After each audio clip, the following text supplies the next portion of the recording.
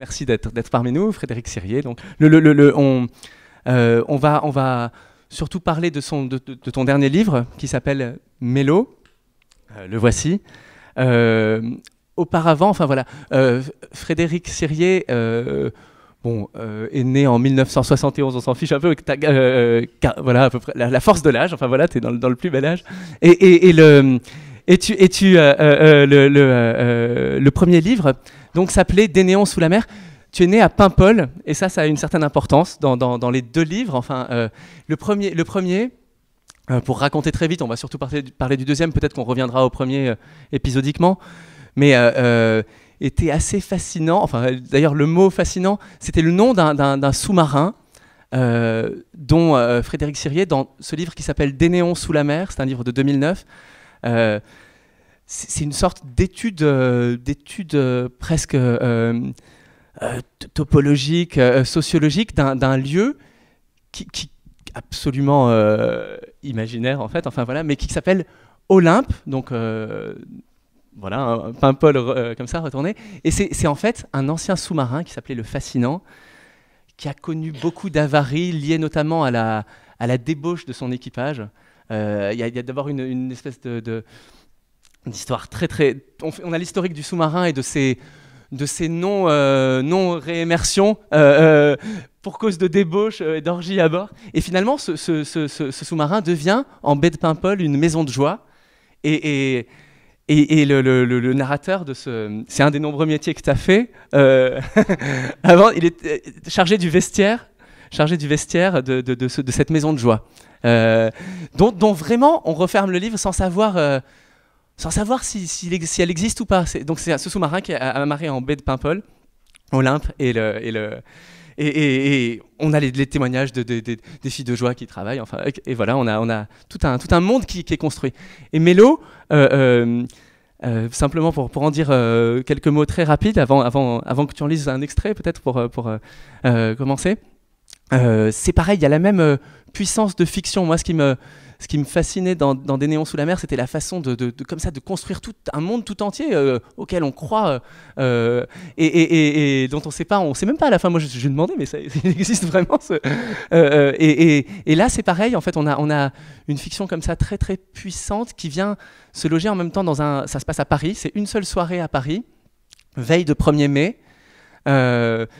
Et on suit les destins de 3 personnages. Il y a 3 chapitres comme ça. Un syndicaliste, donc à la veille du 1er mai, qui va très mal, qui se suicide ce soir-là. Un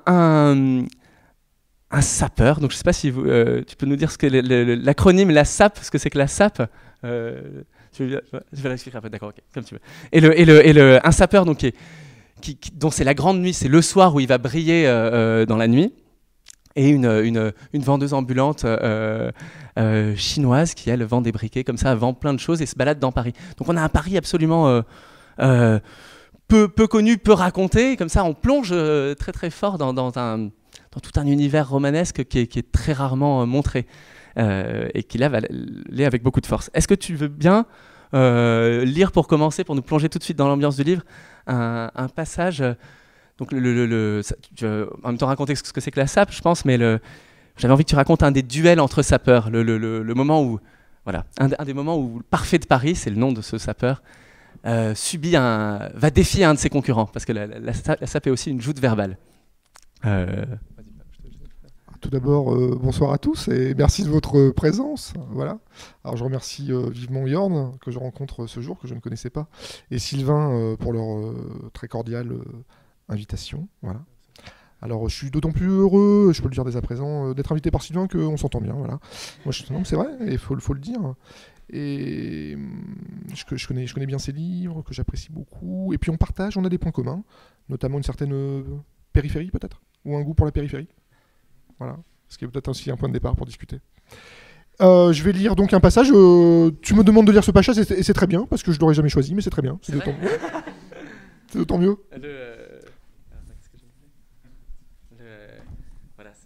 Je vais quand même me replonger, je regarde ce que ça. On s'est dit on oublie. Surprise totalement. C'est Baudouin, il défie Baudouin. Alors, la SAP, en fait, c'est un acronyme très beau qui veut dire la société des ambianceurs et des personnes élégantes. En fait, les sapeurs, ce sont qui? Ce sont des dandys congolais. Alors 80%, 95% même des sapeurs, ce sont des prolos, hein. Souvent des petits maçons qui habitent en banlieue et qui se saignent pour s'offrir des beaux vêtements, et puis pour parader, et puis pour se défier lors de joutes. Voilà. Lors de ces joutes, comment on va dire ça, l'aspect concret de la vie sociale, la détermination sociale des uns et des autres est complètement effacée au profit de leur aptitude à se battre avec les vêtements. Voilà. Donc ce sont vraiment des guerriers, ce sont des guerriers d'élégance. On peut considérer que c'est une sorte de lutte à mort des paraîtres. Mes mots sont forts, mais ils sont réels et validés par le grand sociologue de la SAP qui s'appelle Daniel Justin Gandoulou, qui est congolais, qui vient de Brazzaville et qui enseigne à la fac de Rennes, hein, qui est éminemment sympathique, qui a écrit les livres de référence, en fait, hein, les manuels sociologiques sur la SAP. Alors Brazzaville, en fait, c'est la capitale mondiale, on va dire, de la SAP. Voilà, bon, il y a énormément de choses à dire là-dessus. Donc on peut retenir que ce sont des prolos qui se métamorphosent en quelque sorte, qui deviennent des dandys et qui s'approprient en fait donc avec leurs moyens à eux des codes extrêmement raffinés de la culture européenne, à savoir le dandysme. Voilà. Donc c'est l'affirmation d'une grande subjectivité, et ce sont des artistes. Voilà. Énormément de choses à dire. On va pas. Je crois que j'ai pas dit le métier que fait dans la réalité ce sapeur que là on voit déjà en habit, il s'est déjà métamorphosé, mais son métier. En fait, il est éboueur, voilà. Mais c'est tout à fait plausible. Voilà. Donc il passe des déchets aux paillettes. Voilà. Et il a conservé le code couleur de sa tenue. Il doit avoir une veste croco verte et puis une ceinture en cuir argenté, peut-être quelque chose comme ça. Je commence où alors? Ouais. Oui, bien sûr. C'est un défi en fait, il y a 4 défis successifs et là c'en est un. Nkelo. Alors le kelo en fait c'est des combats.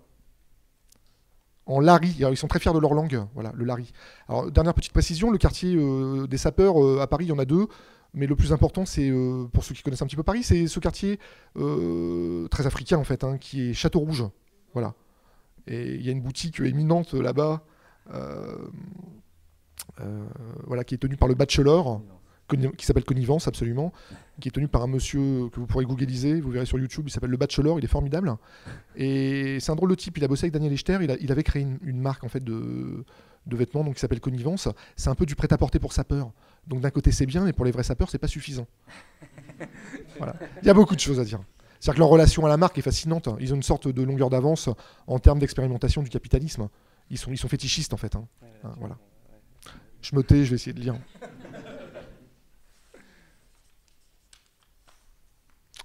Il aime bien les noirs lui, hein, parce que je vois ce sur quoi il commence à m'interroger là.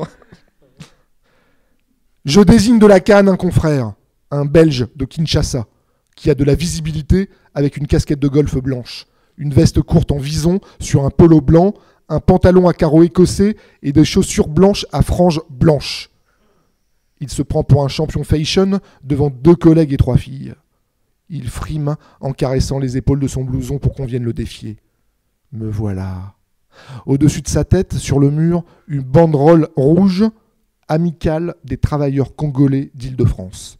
Le décor ridiculement. Toi, là, le golfeur, tu n'as pas chaud avec ton blouson de poil? Moi? Oui, toi. Pas tes associés qui ont réussi dans l'élégance. D'entrée de jeu, je le griffe. Ces petits copains du pays des frites ne bougent pas et doivent éprouver de la satisfaction. Car l'homme que j'attaque se prend pour le chef. Ça se voit tout de suite. C'est comme ça dans les orchestres. Il y a toujours un leader. Ses supportrices sourient en me contemplant. Lui est embêté parce qu'il sait qui je suis et ce que je vaux. Moi aussi je sais qui il est et ce qu'il vaut. Un flambeur de Charleroi qui se fait appeler Baudouin Star et qui ne m'arrive pas à l'élastique du slip. Il ne peut plus reculer, doit accepter la bataille devant témoins. Toi qui me défies sans politesse, tu te promènes avec un lampadaire? Alors petite précision en fait, mon sapeur, il y a un personnage blanc qui s'appelle Frédéric, a priori il me ressemble un peu, en plus jeune et en plus beau, et il lui porte l'ombrelle. Les sapeurs font ça des fois. Lorsqu'ils retournent au pays, ils retournent plein de magnificence avec des très très jolis vêtements, et ils sont accueillis à l'aéroport par quelqu'un qu'on peut appeler le Mazarin, et tout un langage, et qui leur porte l'ombrelle, quoi, voilà, comme des stars sous 50 degrés. Voilà. Donc le lampadaire, c'est moi. Toi qui me défies sans politesse, tu te promènes avec un lampadaire. Je diffuse la lumière et ceci est mon auréole de style. Mais au lieu de faire le difficile, nous autres ici présents aimerions savoir si tu t'habilles chez Gosport ou chez Fourrure Express. Éclat de rire dans l'assistance qui voit bien qu'il est difficile de se dire sapeur quand on ne sait même pas ce qu'est un costume. Deuxième petite précision technique, je suis désolé, mais sinon on ne comprendra pas le livre, c'est qu'en fait il y a deux écoles de sap. Il y a les traditionalistes, ils viennent de Brazzaville, c'est des variations sur du costume 3 pièces, et les Belges en fait, ce sont des Aérois qui viennent de Kinshasa en face du fleuve Congo, et qui eux sont complètement plus, ils sont pop en fait. C'est Papa Wemba, donc ils mettent des manteaux de fourrure torse nu, sous 50 degrés avec des chaînes en or, voilà. Donc là en fait, Parfait de Paris est en train de se battre avec un Belge de l'école de Kinshasa qui met des manteaux de fourrure. Voilà. Sinon, on ne comprend pas en fait. Parfait de Paris, tu es comme tous ces mauvais sapeurs de Brazza qui jalousent les élégants de Kinshasa. Ce qu'il te reste, c'est une tenue d'ancienne mode recouverte de la boue du fleuve. J'ai mal pour toi. Serais-tu raciste? La sape a une histoire. Elle s'est écrite sur la bonne rive du fleuve Congo. Alors ça, c'est leur grand truc, évidemment. C'est une négociation de l'origine. Voilà, donc les vrais sapeurs sont à Brazza. Sur la bonne rive du fleuve Congo, la mienne. Je n'y suis pour rien. C'est un fait historique établi par les historiens les plus complets. Sache qu'on peut cependant être un bon sapeur partout dans le monde et qu'il n'y a pas de honte à venir d'où tu viens. Car la sape est un message universel qui va se propager comme la bonne nouvelle des siècles futurs grâce à des serviteurs de grande allure, comme moi. Cela étant dit, on ne peut raisonnablement pas s'habiller comme un tas de poils. Je le dévisage, mon cigare éteint entre les dents. Je me sens fort. Il est toujours plaisant de carboniser un confrère d'une religion dissidente. Tout ce que tu as à proposer, c'est rien que du classique. Il n'y a que le tissu du costume qui change, mais rien d'original sous le soleil. C'est pour ça que tu me suis comme l'étoile du berger.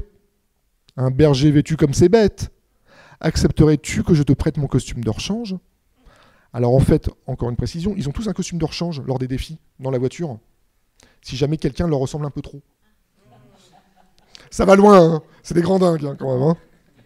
À Arles, il y a peut-être des sapeurs, je sais pas. Je n'ai rien à faire de tes dentelles de femme. Tu traînes ici comme une vieille dame à la plage avec son petit-fils.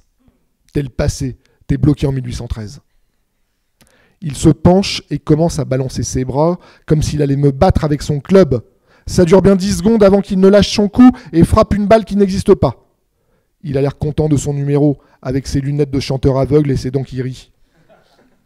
Baudouin Star, tu es un déguisement et moi un costume. Tu es déguisé à tel point que tu as oublié ton club au vestiaire. Du coup, j'en profite pour faire tourner ma canne comme une majorette. Puis j'imite mon adversaire prêt à frapper la balle.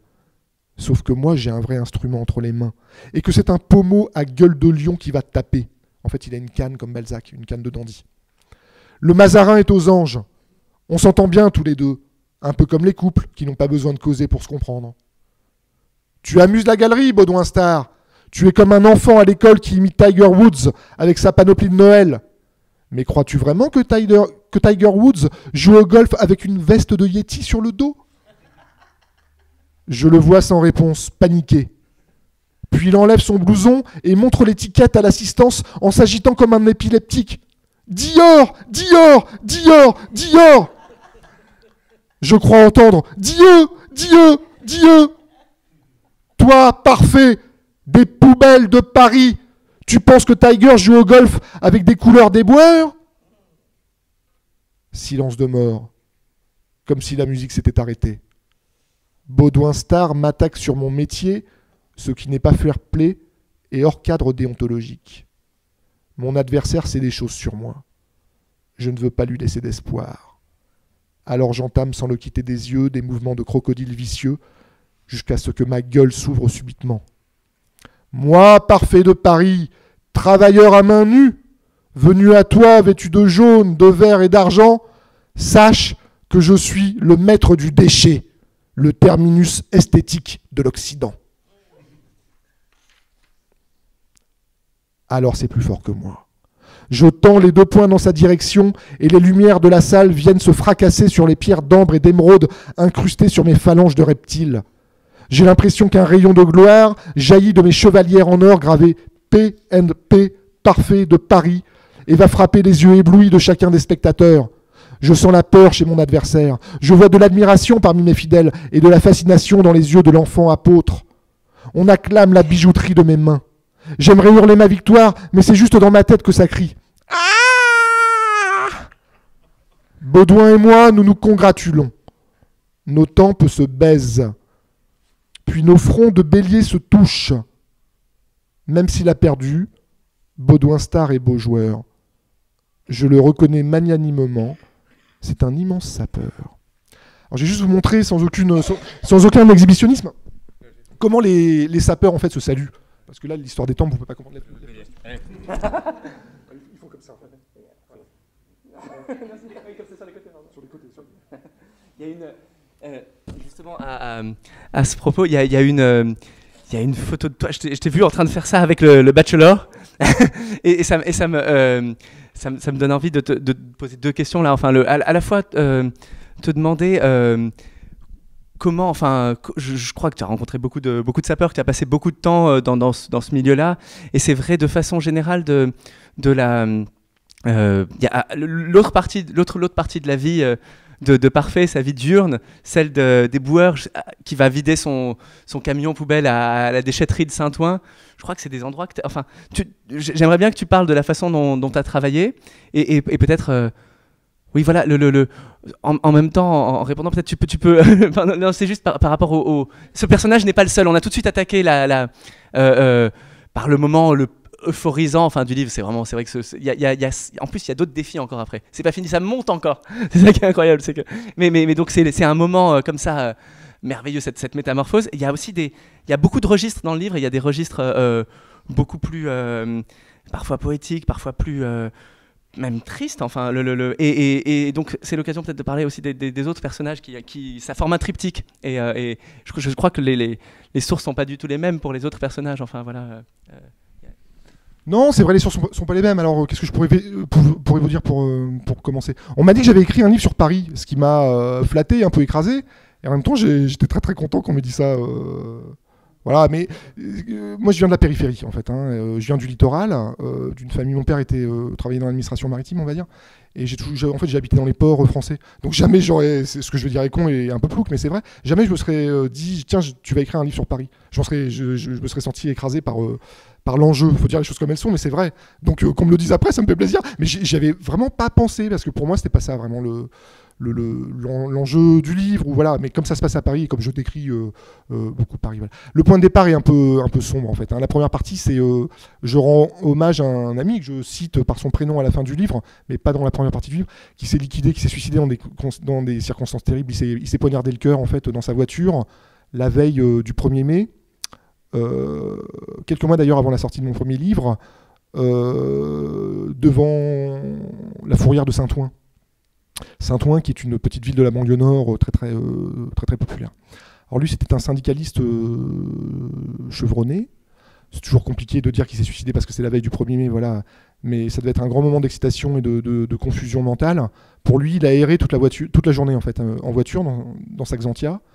Et au crépuscule, il a acheté un couteau dans un petit supermarché. Il s'est garé et il se l'est planté dans le cœur. Voilà. On a retrouvé d'ailleurs le ticket de caisse du couteau à côté de lui. Et donc voilà, c'était un grand copain. Donc comment je pourrais dire ça, la littérature sert à plein de choses, à rire, à imaginer, voilà. Mais moi je voulais lui rendre hommage, mais sans accabler le lecteur, au sens lui infliger en fait un deuil, parce que c'est pas non plus tout à fait de ça qu'il s'agit. Mais j'ai essayé de reconstruire avec ce que je pense être une certaine vérité, ou l'intuition du déroulement des choses. J'ai essayé de retracer son parcours et sa fin, on va dire ça comme ça. Voilà, alors le texte est écrit au présent à la 3e personne, ça n'a rien à voir avec ce que vous avez entendu là, C'est une prose plutôt sèche et élégante, voilà, où j'essaye de décrire son errance véhiculaire. Pour la petite histoire quand même symbolique, et les symboles ont quand même leur importance, le 30 avril, c'est la nuit de Walpurgis. La nuit de Walpurgis, c'est la nuit du mal dans les mythologies scandinaves et germaniques. Et c'est aussi le jour du suicide d'Hitler. Voilà. Donc c'est la nuit du mal. Voilà. Donc il s'est foutu un couteau dans le cœur le jour de la nuit du mal. Bon, c'est comme ça. Donc lui, qu'est-ce qui se passe? Il est copain, en fait, avec le Congolais. Mais le Congolais l'attend pour le sortir. Il viendra jamais. Voilà. Donc, ça c'est on va dire le début du livre. Donc Paris vu à travers l'errance de mon ami. Deuxième partie, les boueurs qui se transforment en sapeurs. Et troisième partie, j'arpente les boulevards en patin à roulettes. Je me mets dans la peau d'une petite chinoise. Je décris ça à la troisième partie. À la troisième personne, excusez-moi. Donc formellement, ça donne quoi? Ça donne une troisième personne, un jeu JE qui domine, et un L, E, 2 L, E. Donc c'est un triptyque avec au centre une sorte d'autoportrait de l'artiste en sapeur. Voilà, pour décrire formellement les choses. Donc c'est une petite chinoise qui en fait est franco-chinoise, qui est fille d'émigrés chinois, et qui elle cache son jeu un peu, elle est en école de commerce, et elle teste un concept marchand qui est de vendre des babioles sur les grands boulevards. Voilà. Donc je me promène en patin à roulettes dans le quartier des grands boulevards où j'essaie d'arnaquer les gens en vendant des trucs. Voilà. Et donc j'ai essayé d'avoir une vision très très graphique de Paris. Pourquoi les boulevards? Parce que moi j'aime beaucoup ce quartier, c'est le lieu historique de diffusion des mélodrames. On les montrait là-bas au théâtre, donc c'est un petit clin d'œil au genre lui-même. C'est un quartier non loin duquel j'habite. C'est un quartier aussi dont j'aime l'histoire littéraire. C'est le quartier des surréalistes, c'est le quartier de Nadja, d'André Breton. Et aujourd'hui, il y a Annie Lebrun, qui est une grande critique, grand écrivain tout court, qui habite rue de Mazagran, une petite rue qui donne sur les boulevards non loin du Rex. C'est la grande lectrice de Sade. Vous voyez, je dis pas critique, je dis lectrice. Elle serait pas contente. Elle aime pas le mot. Voilà. C'est elle qui a organisé par exemple l'exposition sur le marquis de Sade au musée d'Orsay. Pour ceux qui l'ont peut-être vu. Petite parenthèse, j'ai beaucoup rigolé en voyant que le mec qui avait racheté les rouleaux des 120 journées, là, il est accusé d'escroquerie, là. Je sais pas si vous avez vu ça, là, monsieur l'héritier. C'est un mec qui, en fait, achète des manuscrits et demande aux gens d'acheter des parts sur les manuscrits pour spéculer. Donc, le texte, physiquement, devient... c'est abject, devient... voilà. Donc, vous pouvez acheter une petite part de Flaubert. Et ce qui est amusant, c'est qu'à la télévision, il y avait des gens qui se plaignaient, mais c'était des délicieux, quoi. Des bourgeois de province qui disaient « Ouais, on m'a dit que c'était un rendement à 30% sûr, sans problème et tout. » Bah non, c'est terrible. Hein. Pourquoi je pense à ça? Parce qu'en fait, le manuscrit n'a pas été exposé à Orsay, ce qui est un peu dommage. C'est tout simplement pour ça. Voilà, donc je reviens à ce que je racontais, c'est que j'aime beaucoup littérairement ce quartier, et c'est quelque chose, je suis un auteur peut-être baroque, on l'a dit, j'assume, hein, c'est pas un problème pour moi, mais j'aime bien les illusions, donc j'aime bien créer des illusions romanesques, et c'est le lieu vraiment où apparaissent les choses et où aussi vite elles s'évanouissent. Voilà.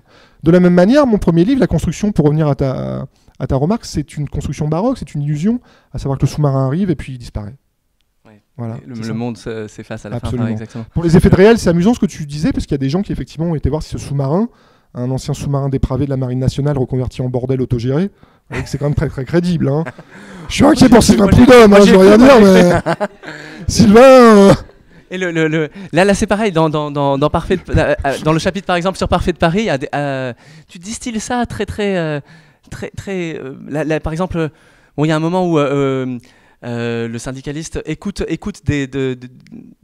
France Culture, et il y a tout un travail sur un matériau comme ça qui je pense là aussi bien sûr est écrit. Enfin là peut-être que c'est. Enfin mais il y a un vrai problème. Il y a un vrai problème. En tout cas, il écoute les raids à moto du Prince Noir, entre autres. Enfin voilà, un type qui détient le record du tour du périph' le plus vite possible pendant la nuit à je sais pas combien de moyenne. Et donc il écoute ça meuble comme ça le. Tu sais ce que c'est le problème? Parce que c'est pour de vrai. Là, je l'ai interviewé le mec. Ah, le Prince Noir. Ouais. D'accord. Alors Prince Noir, je relis ça, une histoire de la vitesse sur le périph' qui dit aussi des choses métaphoriquement de l'accélération culturelle évidemment contemporaine. C'est un copain qui travaille à Canal+, je parlais de Prince Noir avec lui, puis il me dit mais je le connais. Donc il me met sur la... Il me dit ouais, c'est un mec qui a arrêté, maintenant il fait des effets spéciaux pour le cinéma. Je dis, bon. Donc je contacte le mec, et le mec me dit en fait je suis pas Prince Noir mais je l'ai imité. Déjà les trucs qu'on a mal au crâne. Mais il m'a dit des choses très très touchantes sur un mode un peu prolo, c'est que sa génération de motards a été... les jeunes gens, les jeunes banlieusards parisiens s'amusaient sur le périphérique en se tirant la bourre en allant le plus vite possible. Toute la génération du début des années 80. Et le Prince Noir, un jour, a fait le malin pour une performance qui a été payée par la télévision, en fait, par le service public, par De Carolis. Voilà. Et donc, il a fait le tour du périph' en 10 ou 12 minutes. Les flics, après, l'ont cherché partout et ont cassé cette génération de motards. Ils ne voulaient plus en entendre parler. Donc, il m'a raconté cette génération, la création du circuit Carole, sur un mode assez romantique. En fait, Carole, c'est une jeune Bretonne qui s'est tuée lors d'un concours de moto. Voilà, Carole Le Foll. Ils ont créé le circuit Carole au nord de Paris pour que les motards arrêtent de faire des courses sauvages et puissent faire des courses un peu plus encadrées, on va dire. Et ce mec-là, il s'appelle Christian, je l'ai rencontré. Il habite en banlieue et en fait, il a été cascadeur. Et il a fait des choses bouleversantes. Il a fait ce qu'on appelle des performances sur sabot. Alors j'ai découvert ce que c'était, c'est complètement dingue. C'est que pour l'inauguration des grandes courses de moto, on fait des exhibitions, des shows. Et lui, il mettait des sabots derrière un mec en moto qui accélérait le plus vite possible et les sabots éclataient au bout de 200-300 mètres, à fond la caisse. Voilà. C'est bizarre tout ça. Mais l'interview est vraie. Et en fait, qu'est-ce que j'ai fait? Je l'ai monté en l'injectant, en faisant croire que c'était un programme France Culture. Et que mon pote qui erre sur le périph' la nuit, tout seul dans sa bagnole, entend Prince Noir qui lui parle. Je t'explique un peu les coulisses de la création. Je me demandais, l'émission s'appelle Récit B, je crois. Dans le... Récit B. Et voilà, mais c'est pareil, à un moment, Parfait de Paris dit si tu vas voir, si tu tapes sur YouTube Parfait de Paris, tu me verras. Bon, on va tout de suite taper sur YouTube. Mais il y a une façon comme ça de distiller des effets de réel. Et c'est vrai aussi dans Des Néons sous la mer, avec il y a des entretiens avec les différents personnages. Enfin, ça paraît très sociologique comme ça. C'est une des grandes forces de créer comme ça un monde auquel on adhère. Je voudrais juste revenir sur ce choix du triptyque. Là, tu as parlé de ton goût de ces lieux. C'est étonnant aussi quand on lit le livre, par exemple, chaque chapitre a tellement de force que on se demande pourquoi ce choix d'en mettre trois, de dessiner comme ça trois trajectoires qui toutes se croisent à peine. C'est-à-dire qu'effectivement, il y a le portable du syndicaliste qui vient de se donner la mort, qui sonne, et donc c'est Parfait de Paris qui essaie de l'appeler pour venir à une soirée. Et à un moment, Parfait de Paris lui achète un briquet, et c'est en fait on pense que c'est peut-être la vendeuse ambulante qui lui vend. Mais il y a un truc, en fait, après, il y a quelque chose là aussi, je trouve que c'est assez... c'est une question que je me pose, parce que à ce moment-là, elle lui parle. Elle fait semblant peut-être de ne pas lui parler français. Elle a envie de se le faire, elle le prend pour un âne. Alors voilà, mais on sait pas trop. Mais du coup, il y a un espèce de truc où après, cette même vendeuse, ça déjoue beaucoup les clichés. On la voit aller à un séminaire de vente, limite à l'ESCP. C'est là-bas. Et donc, c'est pas du tout là. Et elle a une espèce de violence, en fait. C'est un corps capitaliste. Voilà, c'est une marchande au sens hardcore. D'accord. Donc elle fait délibérément semblant de ne pas savoir parler français quand elle parle à... Ouais. Les Noirs, souvent, sont durs envers les petites Chinoises. Ouais, ça, elle le sait. Donc, pour se protéger, elle fait semblant de ne pas comprendre. C'est tout simplement ça. Elle lui vend un briquet érotique. C'est le cœur du livre, en fait. C'est sa métaphore discrète. Voilà. Même si c'est sur la couverture, on ne voit pas l'érotisme. Donc... Oui, le briquet, c'est pas ce briquet. Vous savez, il faut dire ce qu'il a, ce briquet. Ouais, voilà. Ouais, il y a des petits briquets qui diffusent une sorte de petit bouton, et ça projette une image érotique. C'est très, très étrange, en fait, comme une sorte d'imagerie baroque portative. Pour le pauvre, un peu, qui s'achète une nana à poil sur les boulevards pour 1,50 €. Et donc, mon chauffeur de camion poubelle va voyager, va faire sa tournée va aller vider les ordures en parlant à la femme qui est dans le briquet. Voilà. C'est un peu le cœur baroque, on va dire, du livre. Et ça dit beaucoup aussi sur finalement ce personnage de Parfait de Paris qui est un peu ce qu'il y a de très dur dans le livre. Enfin, partout la compétition est présente. Elle est présente aussi dans l'affrontement des sapeurs, mais presque entre les vendeurs, c'est un monde, tu caches pas la violence du monde. Et du coup, ce sapeur, finalement, lui aussi, il a quelque chose d'assez... le fait de parler à cette Anastasia, il l'appelle comme ça, il y a quelque chose de la solitude, je trouve, finalement, des trois. Je sais pas si jamais c'est volontaire. Enfin... Ouais, puis c'est une manière, pour moi, c'était une manière technique, sur un plan purement narratif, de lui inventer une sorte d'alter ego ou un miroir auquel s'adresser. Parce que sinon, qu'est-ce qui se passe? Là, c'est purement technique. Tu vois, il fallait que je lui invente quelqu'un à qui parler une fois qu'il avait lourdé les deux abrutis qui ramassaient les caisses derrière. Voilà. Et par rapport au triptyque, parce que c'est vrai qu'une fois quand on a fini Parfait, on on est déjà, après la fin du deuxième chapitre, on est comblé, quoi. Et hop, et il y a la vendeuse qui arrive à ce moment-là. Je dirais que c'est à la fois mon tempérament baroque et aussi quelque chose qui est plus personnel, c'est que j'aime pas tellement le mot, je vais être franc, j'aime pas tellement le mot romancier en fait, hein, parce que son sens contemporain ne me plaît pas. Voilà. Donc j'ai jamais été vraiment sûr de mon art romanesque en tant que tel. Mon livre est un peu bancal, mais tout ce que je fais, c'est pas grave, c'est comme ça. Mais c'est un peu bancal, tu vois, c'est pas un objet homogène. Je vais le dire différemment, j'aurais pu prendre la deuxième partie du livre, la gonfler de 40 pages, j'avais un roman. Exactement, ouais. Tu vois, c'est ça que je veux dire. Ouais, voilà, j'aurais pu faire 3 petits romans. Ouais, mais c'est pas mon tempérament en fait. Voilà. Et ça crée beaucoup d'effets, en tout cas ça crée plein d'effets. Des échos, des échos, des voilà, effets de lecture. Des petits voilà, des échos. Ouais, une ampleur, exactement. Ouais. Un retable, d'une certaine manière. Alors, le retable, le mot, la référence picturale, je la revendique d'une certaine manière. C'est un peu chicose, quoi, le retable baroque, vous voyez. Mais il y a un texte de Claude Simon qui s'appelle comme ça. Voilà. Le vent, tentative de restitution d'un retable baroque. Vous voyez, la littérature française dans les années 50. Hein. Tentative de restitution d'un retable, voilà. L'ambition du nouveau roman. Comment dire effectivement, c'est un retable. Et si on se penche de plus près sur justement ta façon d'écrire. Enfin là, tu viens de citer Claude Simon. Ça nous est déjà arrivé d'en parler. Je sais que c'est quelqu'un d'une de tes lectures importantes.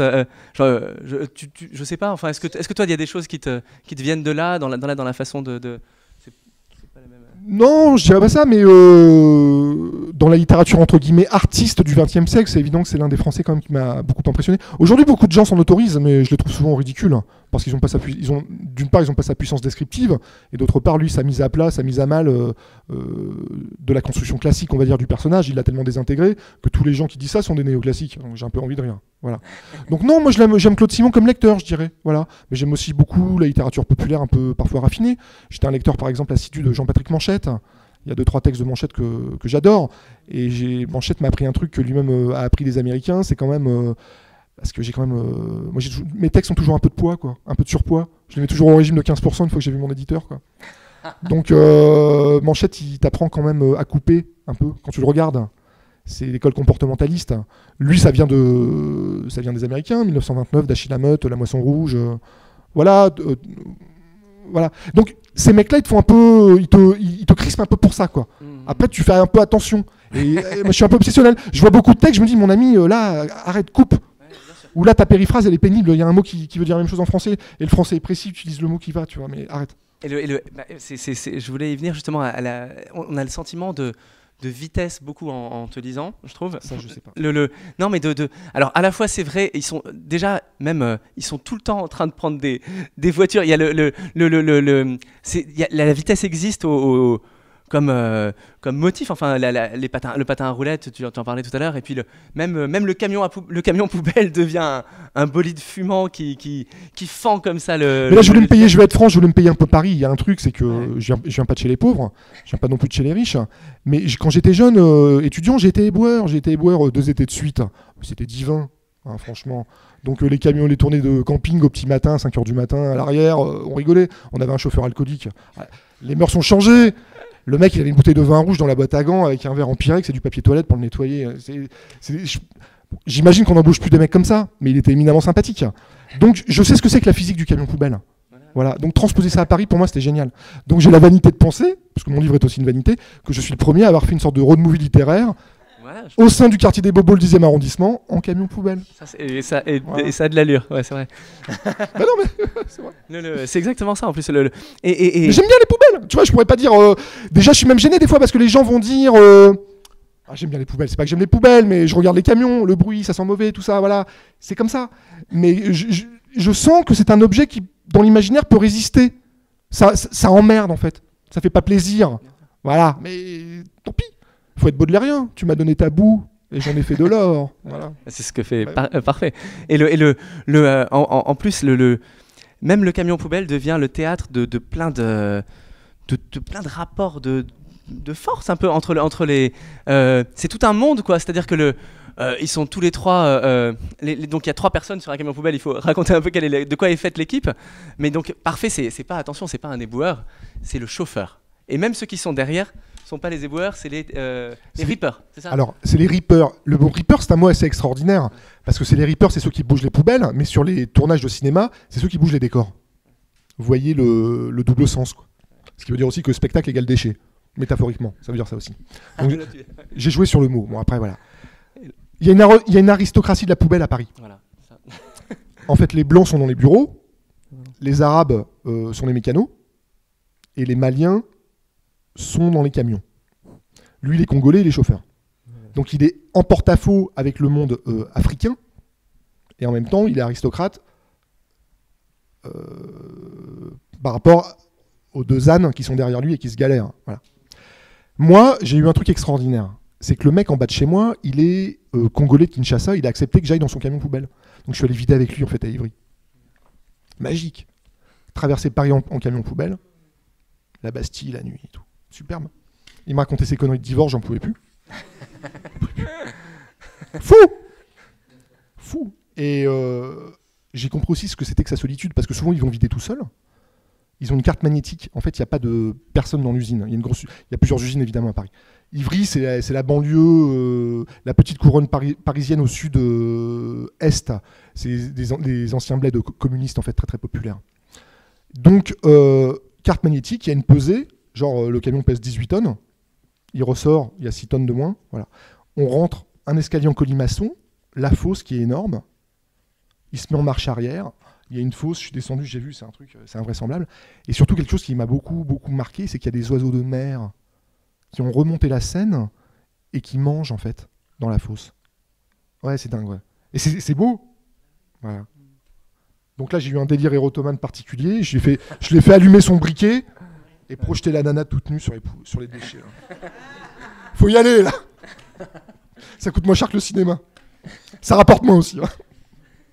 Et ce qui est très savoureux aussi dans ces moments en camion poubelle, c'est tu disais il y a une aristocratie, il y a ceux qui sont dans les bureaux, mais il y a aussi au sein du camion, lui c'est clairement il les prend de très haut ces deux c'est drôle parce que des rapports, comment dire, tu décris même parfois les rapports de dédain comme ça entre quand même entre marginaux, pas marginaux, entre losers, mais les pauvres sont durs entre eux. Évidemment, mais ça tu le montres. Et j'aime bien George Orwell, mais faut pas idéaliser la common decency. Voilà, exactement. Et ça c'est. Quand même j'aime Orwell, je partage pas son avis là-dessus. C'est dur. Non, exactement. Le monde est dur à tous les échelons de la société. Ça on le sent très fort. Alors je vais dire autre chose, et ça je l'ai appris avec le chauffeur de camion poubelle, c'est qu'il y a beaucoup de mecs à l'arrière qui ont un couteau ou une arme pour se défendre parce que les automobilistes les embrouillent. Il y a de plus en plus de bagarres. C'est cinglé quand même. Ouais, non mais je l'ai appris ça. Ouais. C'est-à-dire qu'en fait, il n'y a plus de patience des gens derrière les gens pètent les plombs, voilà. Ils supportent pas que les mecs ramassent les poubelles. C'est pas cool. Ils sont pas cool avec leur camion.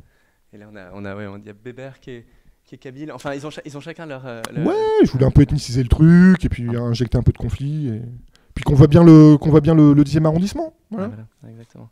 Ouais, je sais pas, il y a un passage, je trouve, qui montre bien ça. C'est un passage assez dur, justement, entre eux, quoi. La façon, c'est le moment où ils se séparent et où on les voit. Moi, je trouve que c'est intéressant. C'est des choses qu'on voit très peu. Ouais, mais c'est la mélancolie en moment, tu vois. Ouais. Parce que moi, j'aime bien. Je les connais assez bien. Tous ces petits cafés d'arabes où les mecs sont tout seuls. C'est des célibataires. C'est dur en fait, humainement, quoi. On les voit, ils boivent un petit café, ils sont tout seuls. Donc celui qui s'appelle Bébert, il est un peu âgé, il est encore à l'arrière du camion. Et puis il rentre chez lui. Ouais, voilà. Il fait croire qu'il dit j'ai faim, dit Bébert, ce soir je suis invité à manger un couscous chez des amis. Et il dit ça, mais je sais que c'est faux. Il ne voit personne à part les piliers de comptoir du Djurdjura, un café en bas de chez lui, porte de Pantin. Et il est dur, comment dire, Parfait de Paris, il est aussi, il le sauve pas du tout, enfin il l'enfonce, il se tire. Il est dans une logique aristocratique, voilà. Mais ils sont comme ça, ils sont très très durs. Voilà. Après, le bouquin s'appelle Mélo. Donc je voulais quand même jouer sur Mélo, il fallait un peu faire... c'est tirer les larmes. Hein. Mais j'aime ça. Au cinéma, j'aime les mélos. Voilà. Ouais, ce titre, non, c'est étonnant parce ça se termine, il est à la fin aussi du livre. Je crois que c'est le dernier mot, quoi. Enfin, ouais. Et ouais, je sais pas, moi, on met du temps je pense que la présence du dernier personnage et la chute de son itinéraire à elle, où il a une grosse déconvenue à la fin, donne tout son sens aux mots. Mais jusque là, on enfin, oui, ça me fait très plaisir. Ça me fait très plaisir que tu soulignes ça. Donc le titre est entre guillemets générique. Donc moi le titre me plaît. En même temps, j'aurais pu trouver plus racoleur. Ouais. C'est comme ça. Non mais un titre à un moment, voilà. Et comment dire, c'est aussi un mélo sur le mélo. C'est un méta-mélo. Voilà, c'est un truc comme ça, au sens où je livre ma vision du mélo en même temps. Voilà. Tu parlais on parlait de la vitesse. Moi je trouve que t'as dit à un moment, il y a un mot pour ça. Je tourne pas autour et va direct au but. Et je trouve que c'est vrai dans ton écriture. Très souvent, rien n'est appuyé. Enfin, par exemple, je sais pas, il y a un moment, il y a les pigeons, il y a de la fiente de pigeons. En passant très vite, tu dis la gouache anale. Il transgresse, hein, Sylvain Prudhomme. Hein. Non, mais je veux dire, pareil, les voitures. Tout d'un coup, ça devient les voitures à la fourrière, c'est des habitacles en état d'arrestation, ou tu parles du sarcophage. Et je sais pas, les choses passent très vite comme ça. Il y a plein de trouvailles qui sont jamais. Je trouve que ça fait beaucoup confiance au lecteur, quoi. C'est assez, il y a des choses moi je sais pas, il y a plein de choses que j'ai vues qu'à deuxième lecture, enfin, ouais, non, je sais pas, c'est un. Tu travailles ça comment? Enfin, tu vas, j'en sais rien. Très franchement, j'écris ce que j'ai envie d'écrire, quoi. Donc tu vois, c'est intuitif. Après, si je relis un truc, je dis c'est pas clair, ou voilà, effectivement, je vais changer. Mais par contre, ce qui me fait très plaisir, c'est que tu me dis qu'a priori, je fais confiance au lecteur. Ouais, c'est sûr. Il faut faire confiance aux gens. C'est pareil dans la façon de faire parler Parfait de Paris. Y a pas on pourrait surjouer une parole, je sais pas, d'essayer d'aller dans l'imitation d'une façon de parler, et ça n'apparaît que très très peu. Ça, c'était l'enjeu de la deuxième partie linguistique, puisque je dis je. Voilà. Alors ça, c'est intéressant parce qu'en fait, c'est le point de vue entre guillemets moral du choix. Techniquement, le point de vue externe, on dit il ou elle, interne, voilà. Ça aurait pas été bien de ma part si j'avais décrit la trajectoire d'un sapeur sans essayer de me mettre à sa place. Voilà. Donc j'essaye d'épouser non seulement son apparence physique, vestimentaire, mais d'épouser son verbe. Parce qu'en fait, la sape, c'est à la fois de la fringue, du mouvement, il bouge beaucoup. C'est pour ça que la photo les rate un peu, mine de rien. Et comment dire ça ? C'est de l'éloquence, en fait. Voilà. Donc en fait, la deuxième partie, c'est aussi une métamorphose verbale. Parce que le départ est un français assez normal, classique, et peu à peu, il va tendre vers un truc beaucoup plus bizarre, où je décale un peu le sens des mots. Voilà. Alors, on l'a pas trop vu tout à l'heure, mais faut le lire. Mais Par exemple, il y a un moment où il dit « Je bois une bière relaxement ». Il parle comme ça. C'est hyper joli. Mais c'est peu de choses en fait. Enfin, je sais pas comment dire. C'est ça, mais c'est tout en petite. Mais c'est eux ça c'est eux. Ouais. Et qu'est-ce que j'avais noté aussi. Il y a un moment, il est avec le Mazarin, donc ils sont dans une Rolls. Il a loué une Rolls pour aller à la soirée. Donc il dit, je parle au Mazarin à l'autre bout de la Rolls comme ça. Il dit, nous éclatons en rire. Et c'est pareil, c'est des toutes petites choses, enfin des tout petits déplacements. Mais en fait c'est ça. Et surtout, ils ont un langage qu'ils essayent, voilà. Ils essaient de bien parler. Je vous raconte une anecdote. En fait, j'avais été invité dans un truc un peu chic à Lyon l'an passé, le festival de philo mode d'emploi. Et comment dire, c'était sur les micro-politiques, les micro-résistances. Bon. Et la personne qui m'invite me dit « Ouais, tu voudrais pas venir parler de la SAP ?» Je dis bah, « Tu sais, moi je veux bien venir parler de la SAP, mais c'est encore mieux que je parle de la SAP avec un sapeur. » Donc j'ai amené le bachelor. Donc alors déjà le mec, le train part à 19h30, il arrive à 19h29 et 35 secondes. Hein. L'enfer. Donc on se pointe à Lyon, c'était à Sciences Po, l'amphi était quand même bondé. Et moi je voulais le laisser parler. Ça me faisait très très plaisir de l'inviter et je voulais vraiment qu'il s'exprime. Voilà. Et j'ai dit simplement un truc, j'ai essayé de créer une toute petite mise en scène, j'ai dit cher monsieur, je vous ai rencontré hier soir sur le quai de la gare de Lyon et je vous ai trouvé très très élégant. Et je vous retrouve ce jour à Lyon. Il m'a regardé, il m'a pas parlé. Il a regardé le public et il a dit bachelor. Et il a raconté sa vie. Et il a cassé la baraque, quoi. C'est une star, quoi. Voilà. Et il est extraordinaire. Il est extraordinaire. Et ce sont des dominés, en fait. Hein. Il y a beaucoup de choses à dire, hein, voilà, on va pas faire de la socio-machin, mais ils sont aussi très très émouvants parce que ce sont des dominés. Et c'est dur pour eux d'exister. Puis la France, elle est encore très blanche, machin. Bon, voilà. En ce moment, on est dans un moment compliqué, mais politiquement, socialement, etc. Oui. Pour eux, c'est dur de s'affirmer. J'ai eu un prix littéraire. On s'en fout, mais c'est pas pour dire ça, je vais vous raconter le truc. J'ai eu le prix Franz Hessel, qui est un prix franco-allemand. Franz Hessel, c'était le père d'André Hessel. Il était écrivain, traducteur. C'est une belle figure de l'humanisme de Weimar. Et le pauvre, il est mort épuisé dans le sud de la France. Il a été interné 2 fois dans les camps. Une première fois parce qu'il était soldat allemand. Il était dans un camp au nord de Paris, un camp de soldats. Et une deuxième fois parce qu'il était juif. Ouais, le sort. Et comment dire, il y a eu une réception au ministère de la Culture. On me remettait la médaille au ministère de la Culture. Et j'avais emmené le bachelor. Un jeune homme que j'aime beaucoup, Jean-Louis Samba, qui travaille de temps en temps avec lui, qui est informaticien. Et puis il y avait la nana de Jean-Louis Samba qui avait les cheveux rouges, voilà, machin. Et je n'avais pas paramétré à quel point c'était important pour eux.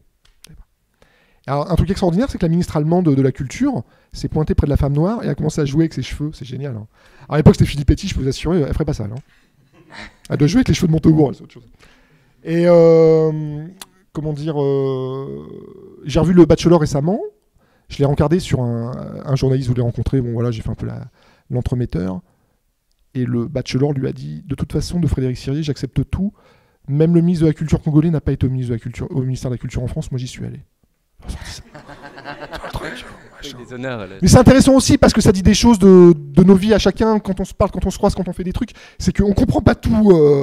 On comprend pas tout dans l'ordre et on comprend souvent après coup, quoi. Voilà, c'est vrai. Il y a quelque chose que tu montres bien parce que tout à l'heure tu parlais du fait que la SAP c'est aussi quelque chose de.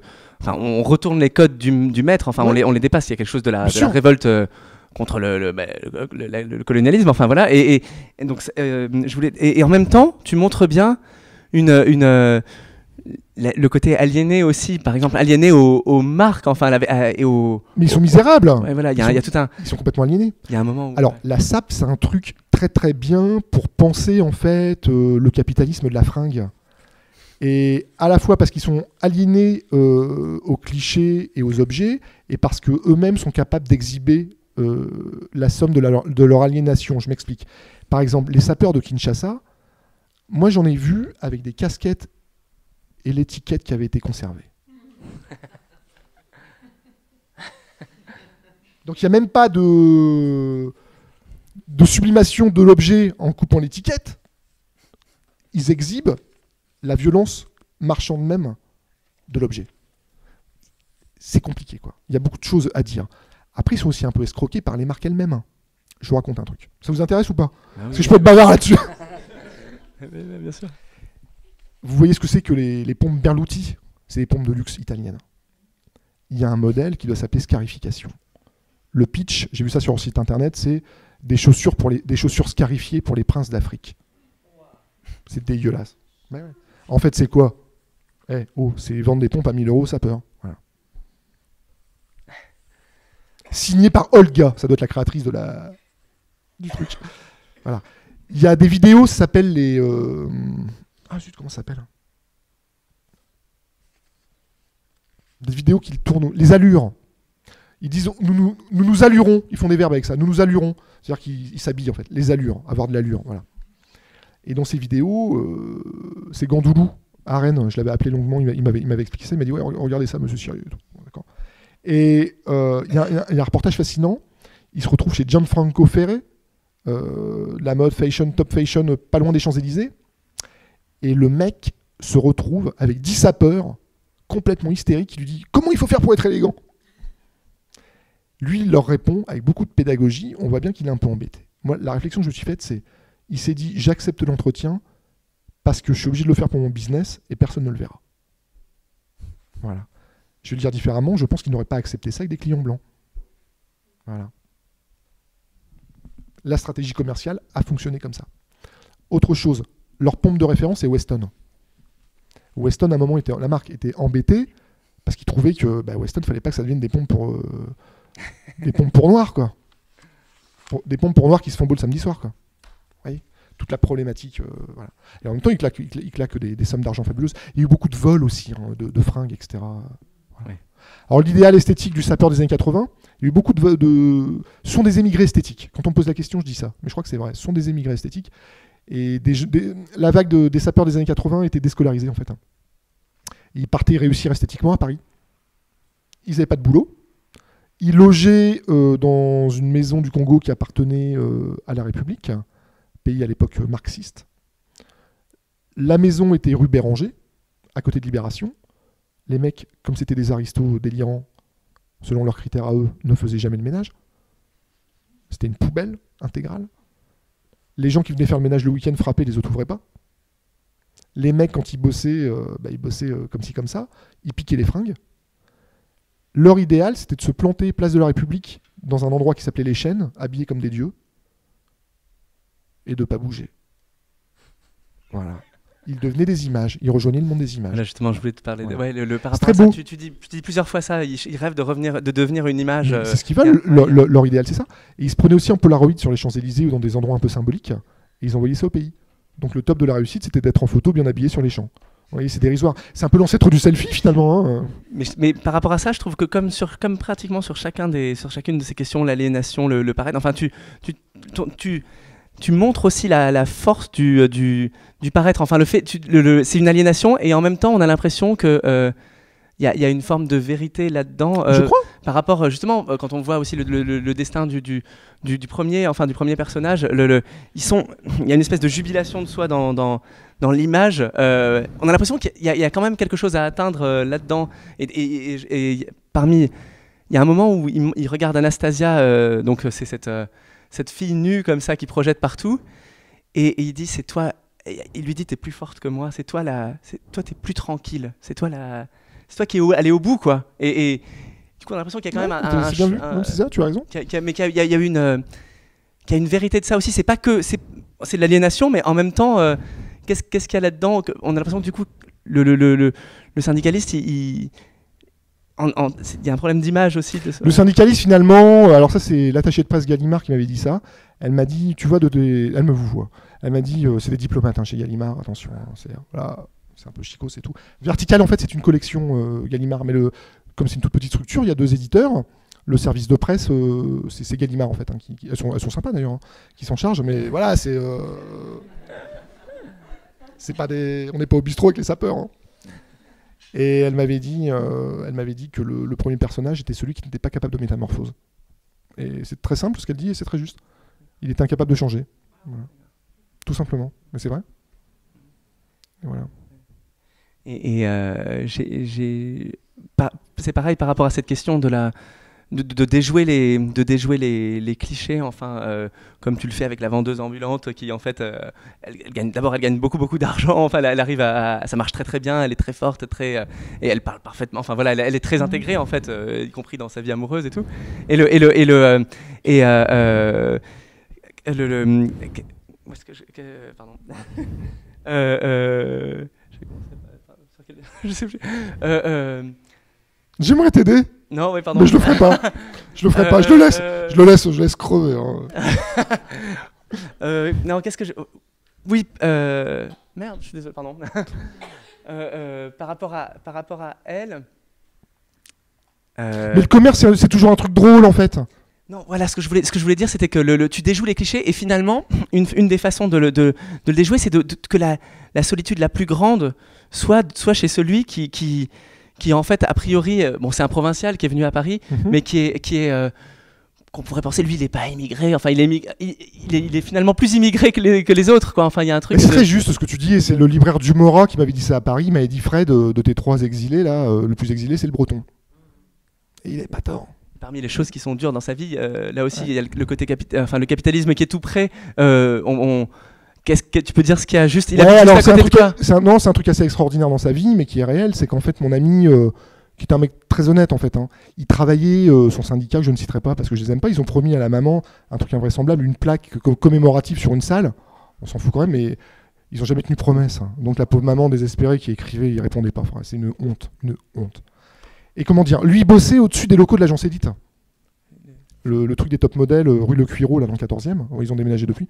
Donc, le pauvre vieux, qui était un peu coincé et malheureux, bah, ils croisaient les plus grands top modèles, les plus grands top modèles de la planète, quoi. Ouais. Qui elles aussi trimballent, j'imagine, leur lot de problèmes. Hein. Voilà. Peut-être que vous avez envie de poser des questions un peu. Est-ce que tu veux bien peut-être avant que vous réagissiez à tout ça, est-ce que tu veux bien relire un extrait? Le premier, c'est moi qui l'ai choisi. Est-ce que tu veux bien en prendre un comme ça? Je vais lire un petit passage d'Errance si tu veux. Ok, ça marche. Et on va discuter tout, si vous avez envie, bien sûr. Et je tiens encore à remercier Sylvain. Et Sylvain est vraiment l'un des bons écrivains français contemporains. Non, mais c'est important de le dire. Voilà, c'est aussi pour ça qu'on s'entend bien. Et quand je parlais, bah non, sinon j'irais pas discuter avec lui. Hein. Et comment dire, la question de la périphérie, d'une certaine manière, le travaille beaucoup. Donc vous voyez, il a une topique nègre très forte, puisque c'est quand même le passage sur la SAP. Non, mais c'est vrai. C'est quand même la SAP qui te dévore. Mon éditeur préfère la troisième partie. Mon éditrice préfère la première. Les écrivains, souvent, préfèrent la deuxième. C'est bizarre, mais c'est comme ça. Tu vois ? Donc là, avait dit Bailly, ça me touche beaucoup. Hein. Ça se passe en Algérie. C'est une histoire dingue. Pour ceux qui ont l'occasion de le lire, c'est un très, très, très, très beau livre. Hein, et puis les grands, là, sur un autre mode musical, cette fois. Non, mais quand même, parce que c'est là que tu vas chercher, quoi. Tu vois, c'est pas... Hein. Puis c'est une très belle collection, l'Arbalète, c'est l'une des plus belles collections. Non, attends, là t'es en train de tout inverser, ça va plus du tout. On est là pour parler. Oui, mon bouquin a été publié il y a 2 ans, tu vois, je peux parler d'autre chose que de moi maintenant. Tu vois, bien sûr, mais je viens de parler de moi, ça fait 1 heure que je parle de moi, on peut parler de... Et je voudrais encore te poser une question sur toi, avant que tu lises. Je sais que là, tout à l'heure, on t'a entendu lire, je sais que tu as déjà donné des lectures, effectivement, de Mélo. Ça va être adapté, là, en juin. Alors, la partie sur la SAP, effectivement, elle est adaptée au théâtre à Lyon, au Subsistance, qui est un endroit qui est plus connu pour la danse. Et c'est un jeune metteur en scène qui dirige les scènes à Rouen, en fait, qui s'appelle David Bobet, qui va monter ça, et lui, il va appeler ça Paris. Voilà. Je sais pas du tout ce qu'il va faire, il fera ce qu'il veut. Voilà. Vous êtes pas je vais le pas voir du tout fait de prochainement. version. Enfin, il s'est débrouillé avec le livre. Il m'a demandé si je lui donnais carte blanche pour mixer, comme on dit, ou voilà, faire ce qu'il veut. Oui, il fait ce qu'il veut avec le texte. Hein. Moi, tu as pas du tout, vous n'avez pas travaillé ensemble. Dès l'instant où je donne mon accord, il fait ce qu'il veut, et puis voilà. D'accord, super. Merci beaucoup.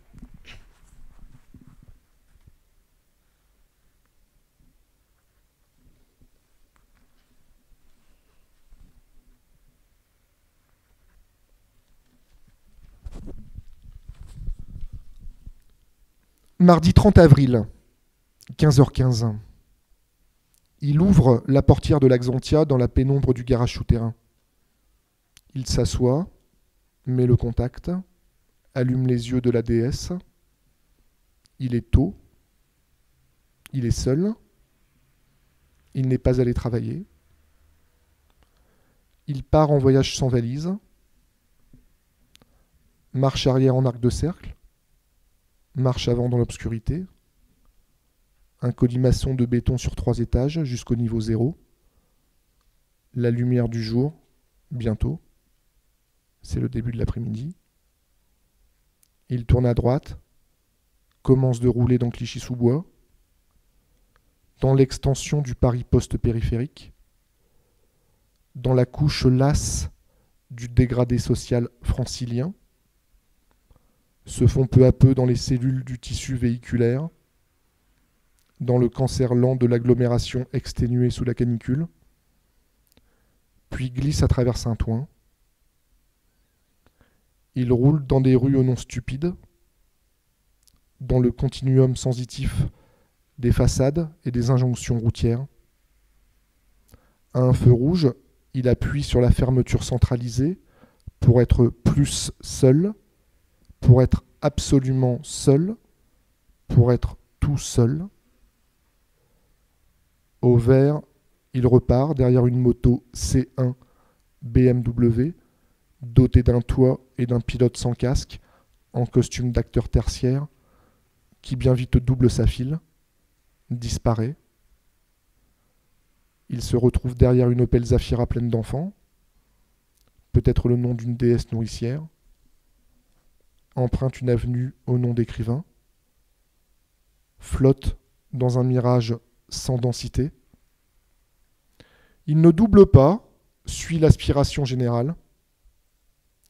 Nouveau feu rouge. Sur une façade, des affiches politiques proposent un match municipal entre un homme radieux brun et une femme radieuse blonde, auquel des farceurs ont respectivement adjoint des pendentifs et des moustaches. Il repart, double un camion poubelle sur le bas-côté, regarde les hommes vidés au soleil, dévisage le chauffeur. Il lui ressemble, mais non, ce n'est pas l'ami avec lequel il est allé au cinéma samedi soir. L'air est saturé d'odeurs d'échappement, les feuilles des arbres brillent, feu vert offre une vidange, des nounous noirs poussent des progénitures blanches, des magasins d'ameublement succèdent à des cafés lépreux, la ville est un effet de réel, une lycéenne traverse hors du passage clouté, le réel est sans effet. Merci de votre attention à tous. Merci Frédéric.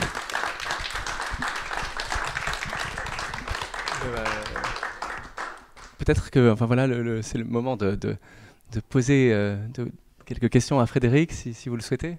Est-ce qu'il y a un deuxième micro? Ouais, non. Sinon, on fait comme ça. Ou alors peut-être on s'entend, peut-être. Ah oui.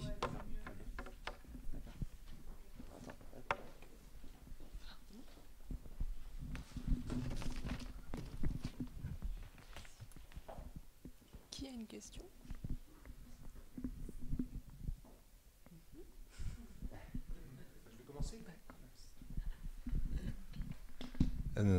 Je comprends très bien pourquoi, pour revenir sur Dénoncer la mer, pourquoi Sylvain y a cru. Il y a effectivement des effets de réel qui m'ont donné très envie d'y croire. Il y a des articles de loi, enfin non, le vote d'une nouvelle loi sur les maisons closes, enfin il y a des choses comme ça qui sont vraiment... bon, on se dit mais non, ça n'a jamais existé, enfin, et puis on doute quand même, quoi. Il y a également comme ça des... Bon alors ça joue pas sur les mêmes choses, mais des effets des choses extrêmement concrètes et réelles dans Mélo. Et je comprends aussi très bien pourquoi votre éditrice a dit que c'était le seul qui n'était pas capable de transformation, de métamorphose. J'ai eu la sensation en le lisant, ce que je disais dernière fois à Sylvain, que le breton est effectivement le moins parisien des trois.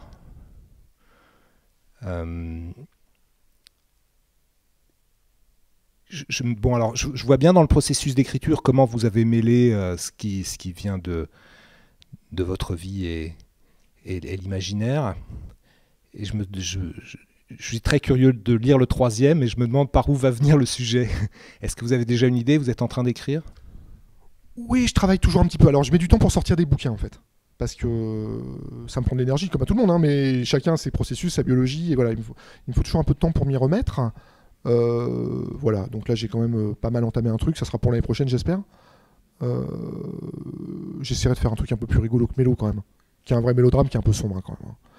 Et voilà, mais ça sera un mélo aussi, à sa manière, ça s'appellera pas Mélo, mais ça sera aussi un mélodrame, voilà. Donc effectivement je travaille un petit peu en ce moment, ouais. Je sais pas si j'ai répondu à votre question. Non, mais je me demandais par où ça vient. Ah, par où ça vient Moi j'aime jouer, je crois qu'il y a un esprit de la fiction en fait. Et qu'on oublie un peu malheureusement aujourd'hui. Alors c'est pas parce que le roman est une forme très très ancienne qu'on doit pas la respecter. Alors les auteurs d'avant-garde vont dire on s'en fout des histoires, mais t'es un peu d'accord avec moi Sylvain, je sais pas. Et je crois qu'il y a un esprit des choses. Si on fait un roman, il faut avoir aussi envie faut penser au lecteur effectivement, voilà. C'est pour ça que Claude Simon en fait j'aime pas tout. J'aime pas tout de la même manière. Et à la limite, je préfère ces propositions hyper conceptuelles plutôt que ces romans déconstruits où je m'embête un peu. Voilà. L'un de mes textes préférés, par exemple, c'est Triptyque, mais c'est 300 pages de description. Hein. Mais je suis pas sûr que beaucoup d'amateurs de Claude Simon aiment spécifiquement ce texte. Enfin, voilà. Alors d'où ça vient les idées? Moi, j'aime les canulars. Donc j'aime bien les illusions. C'était un peu un joke, hein, des néons sous la mer, quoi, partir comme ça d'un sous-marin. Alors j'ai des antécédents dans ma famille aussi, parce que j'ai des gens qui ont... J'aime bien la marine nationale d'ailleurs. Hein. Mais comment dire, ça m'amusait de jouer avec ça, quoi, créer un sous-marin qui n'a pas existé. Les notes de bas de page ont largement contribué aussi, donc j'imagine tout un système conceptuel de référence, etc. C'est aussi pour ça que les gens ont été voir. Et j'ai une anecdote très très sympathique, c'est que les sous-marins atomiques sont à Brest en fait. Et donc sous l'eau on oublie le jour, la nuit, hein, tout ça. Mais il y a des soirées ou des moments on appelle ça l'amusement. Et il y a un mec qui est responsable de l'amusement. Ouais. Et le mec qui est responsable de l'amusement à bord, c'est le Triomphant, je crois. Il a écrit à mon éditeur pour demander si mon éditeur pouvait pas lui envoyer 10 bouquins à gagner. Ce que je trouve super sympa, quoi. Et mon éditeur aussi est joueur et sympa. Et il lui a envoyé, 10 bouquins. Voilà.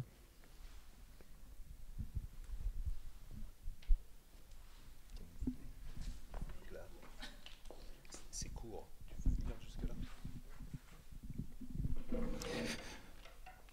Bonsoir. Je voulais savoir si des sapeurs ont lu votre livre. Quels étaient leurs commentaires, évidemment sur la partie qui les concerne, mais surtout quels étaient les commentaires sur les 2 autres parties. Voilà. C'est une super question, et c'est qu'en fait, alors il faut remettre ça dans le contexte quand même, parce qu'ils ne sont pas tous lecteurs. Voilà. Donc ceux qui l'ont lu, je crois que la première et la 3e partie, c'est même pas la peine. C'est même pas la peine. Par contre, la 2e partie, je suis adoubé. Et Jean-Louis Samba, que j'aime beaucoup, il m'a dit il faudrait qu'on fasse un tiré à part pour l'Afrique. J'ai dit, bah, écoute, t'appelles Gallimard, tu leur demandes un tiré à part, tu vois. tu te débrouilles. Mais ça m'amuserait beaucoup, quoi. Donc voilà ce que je peux dire, mais j'ai été... maintenant, je suis SAP crédible, hein. Attention. Voilà, donc je suis quand même adoubé, ce qui est vrai. J'ai eu un grand papier dans Jeune Afrique par Mabankou, qui dit que je suis le premier blanc à écrire sérieusement sur la SAP. Et non seulement sérieusement, ça c'est moi qui complète, et je me vante, mais en même temps, je l'ai fait. Je dis J-E. Voilà, je suis le sapeur. Parce qu'il y a beaucoup de gens qui traitent ça à la 3e personne, tout ça, mais je trouve pas ça très intéressant. Voilà. Après, c'est pas des gens nécessairement très cultivés. Hein. Ce qui est intéressant, c'est leur jeu avec les symboles. Ils ont tous des noms pas possibles. Ils peuvent s'appeler enfant apôtre, ou je sais pas, moi. J'en ai rencontré un, il s'appelle Victime de la Sape. Et lui, il m'a fait la tête parce qu'il n'était pas cité dans mon bouquin. J'étais un peu emmerdé et tout. Ouais. Et je lui dis, qu'est-ce que tu fais dans la vie, victime de la SAP? Il n'a pas voulu me dire, mais il m'a dit, je suis le gardien des tables de la SAP. Sommes-nous peu de choses, hein? Donc ils sont un peu délirants comme ça. Il y en a un qui est génial, qui s'appelle le shérif, que je salue à la fin. C'est important pour eux d'être cités. Il dira jamais mon bouquin, mais je lui ai envoyé. Puis il y a son nom, c'est très bête, c'est dérisoire, mais c'est comme ça. Le shérif, voilà, je le cite. Et le shérif, c'est un ancien sapeur qui était une petite vedette de la SAP. Aujourd'hui, il est alcoolo. Bon là, la caméra, je ne vais pas dire de couper. Enfin, il picole bien, il picole des grandes bières de 66 centilitres, déjà tous. Hein. Le demi à la française, ils ne connaissent pas. Et puis, bah voilà, il traîne au bistrot en survêtement. Il est maçon, je lui dis tu travailles, mais il ne travaille jamais. Voilà. Donc c'est des drôles de positions. Il y a une économie parallèle, puisque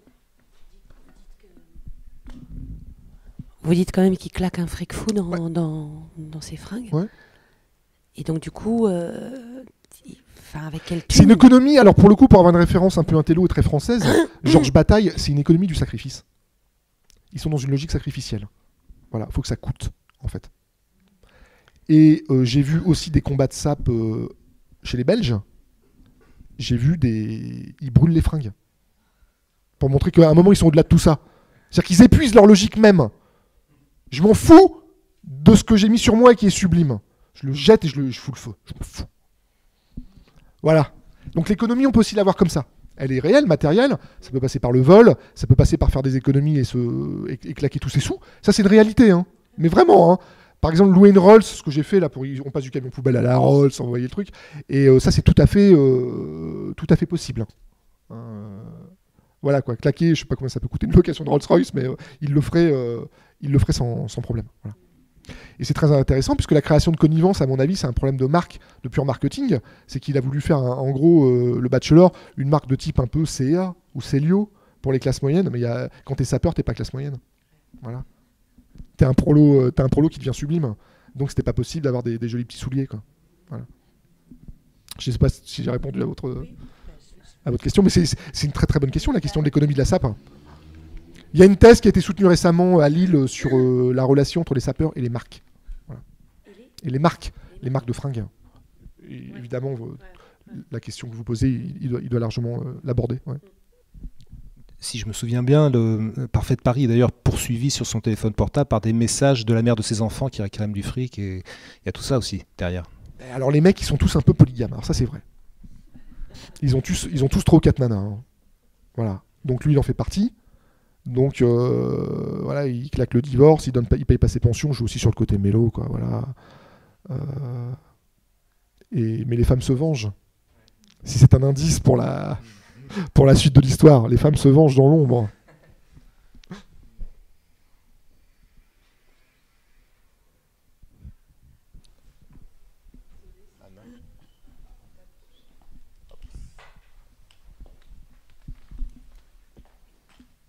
Je voulais vous poser la question, ça vient d'où la culture des sapeurs en fait? C'est un mélange de la culture africaine avec le colonialisme?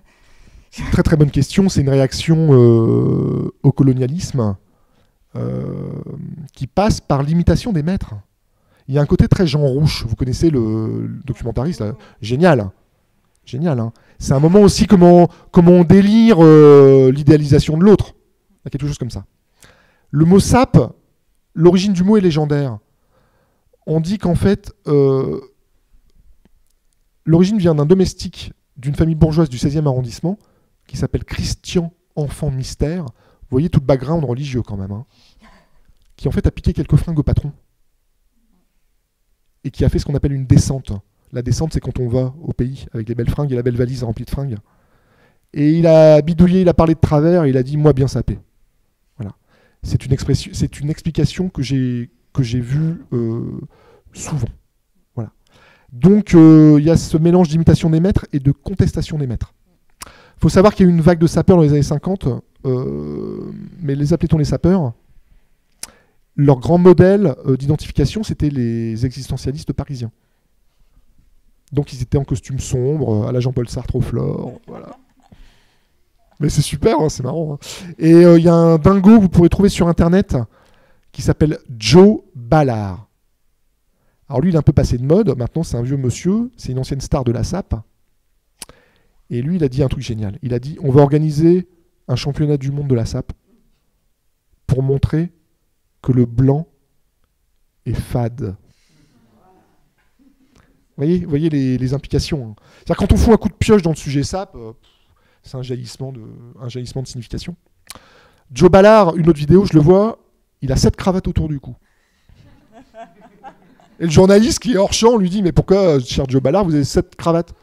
Et l'autre dit « Il y a 7 jours dans la semaine, je les mets toutes à la fois. » C'est des gens brillants. Hein. C'est des gens très très brillants, hein. Très très forts. Hein. Ce sont des performeurs, en fait. Alors, petit indice, c'est qu'en fait, la couleur dans la SAP est arrivée très tard. Et c'est le bachelor qui l'a fait venir. Voilà. Donc les sapeurs étaient souvent habillés dans des beaux costards, mais un peu sombres. Voilà. Alors Connivence, là, donc créé par le bachelor, il a sa philosophie. Il dit la SAP, c'est l'art de faire chanter les couleurs. Voilà. Ça fait un peu philosophie du pauvre, mais c'est comme ça. La SAP, c'est l'art de faire chanter les couleurs. Voilà. Il dit aussi la SAP, c'est l'art de s'aimer. Voilà. Donc c'est un modèle aussi très très narcissique, hédoniste, très dandy, hein. C'est vraiment l'affirmation de leur subjectivité. Voilà. Voilà un petit peu pour l'origine de la SAP, mais qui est quand même un petit peu avec son tissu de légende. Hein. Je ne suis pas historien de la SAP. Hein. Mais quand Sylvain dit que je les ai fréquentés, je vais être franc, je les ai surtout fréquentés au bistrot.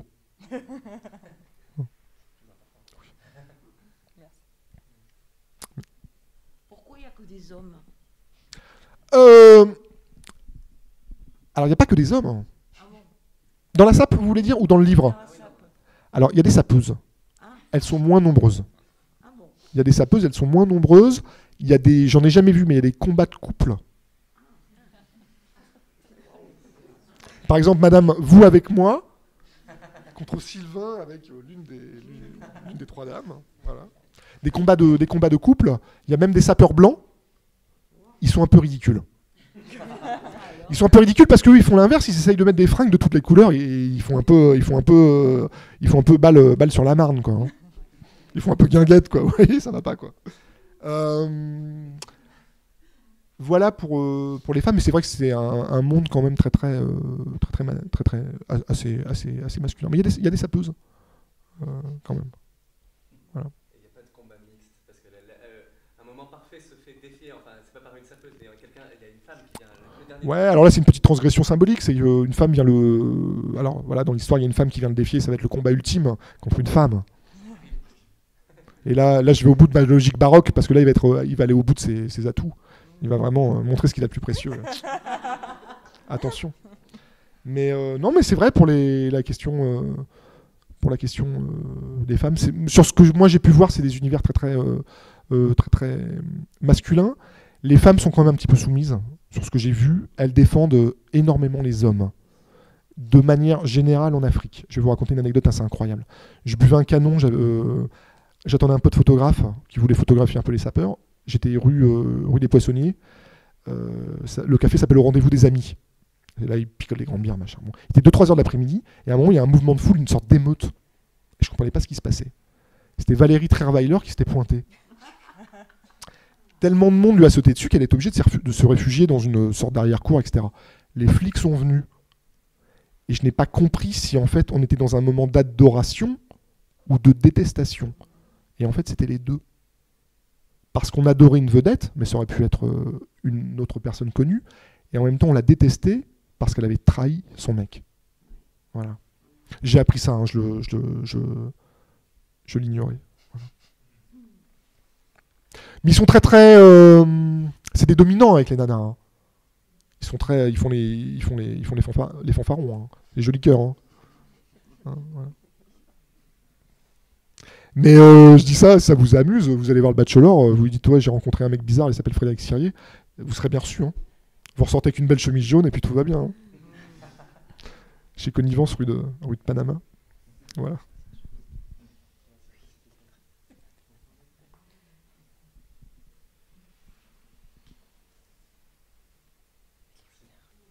Merci beaucoup, Frédéric. C'est moi qui vous remercie vraiment. Merci beaucoup. Merci.